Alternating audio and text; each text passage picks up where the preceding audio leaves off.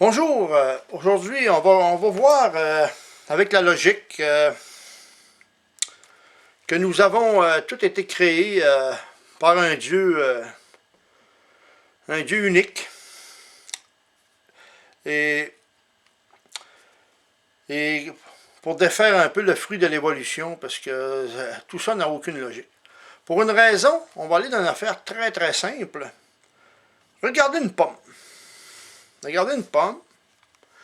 On a une pomme et à l'intérieur, il y a sa semence.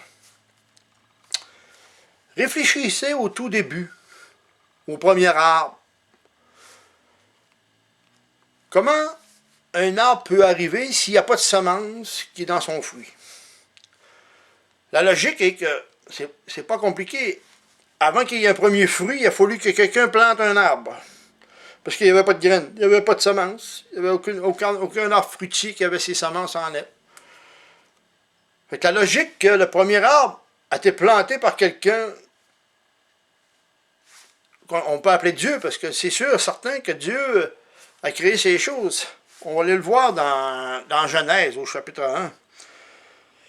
Verset 11, c'est marqué « Puis Dieu dit que la terre produise de la verdure, de l'herbe rapportant de la semence, des arbres fruitiers donnant du fruit selon leur espèce, et ayant en eux leur semence sur la terre. Et cela fut ainsi. La terre produisit de la verdure, de l'herbe portant de la semence selon son espèce, et des arbres donnant du fruit, ayant en eux leur semence selon leur espèce.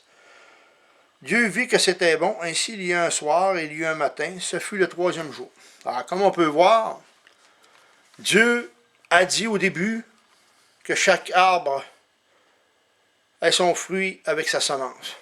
Il ne pouvait pas en être autrement ainsi.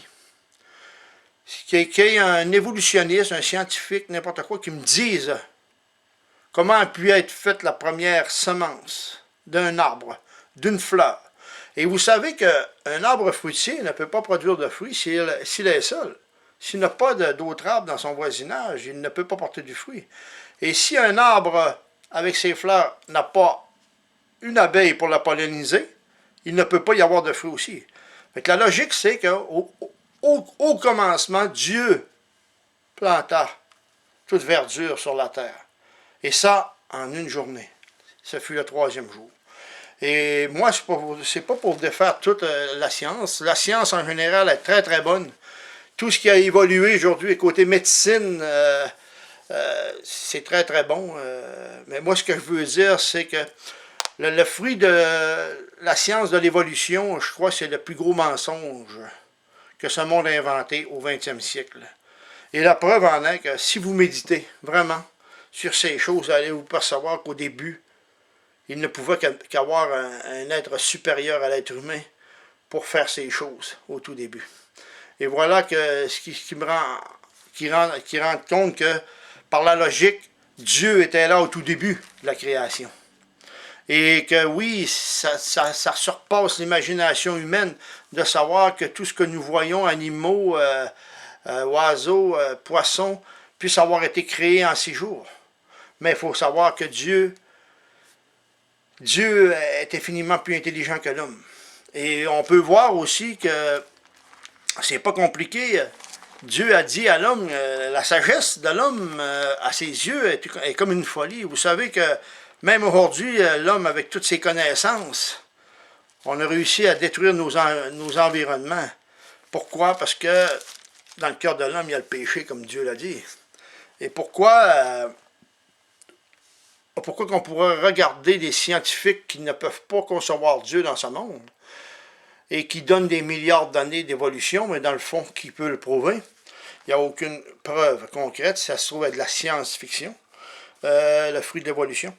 C'est pourquoi on va regarder dans la lettre de la première épître aux Corinthiens, chapitre 1, verset 20, il est écrit « Où est le sage, où est le scribe, où est le raisonneur de ce siècle?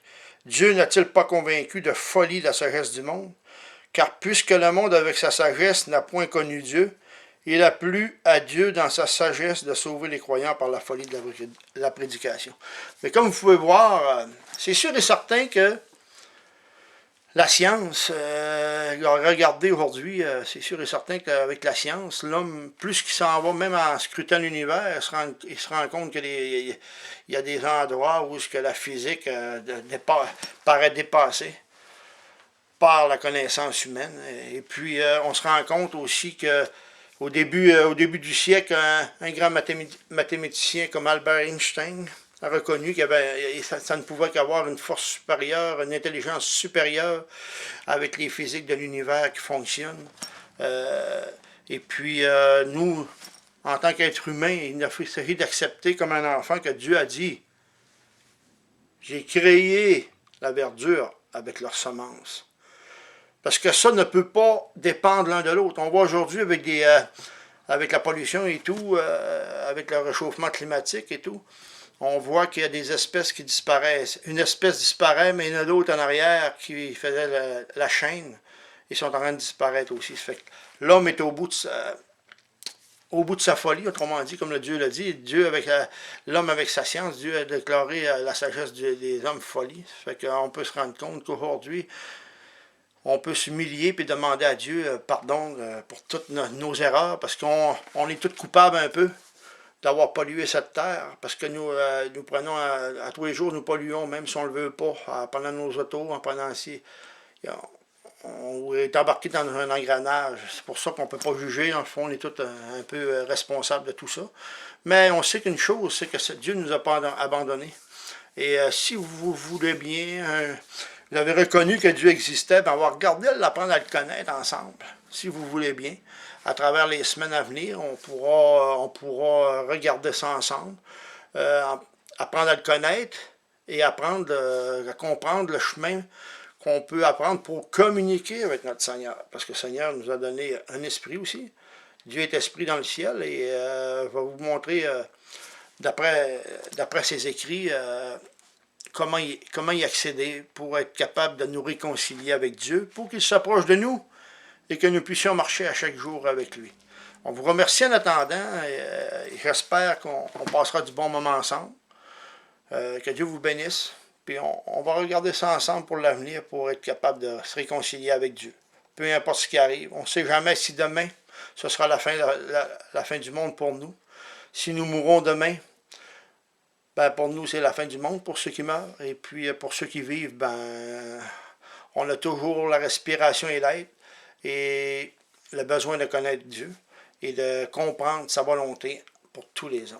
On vous remercie. Je recontacterai avec vous dans les semaines à venir. Merci.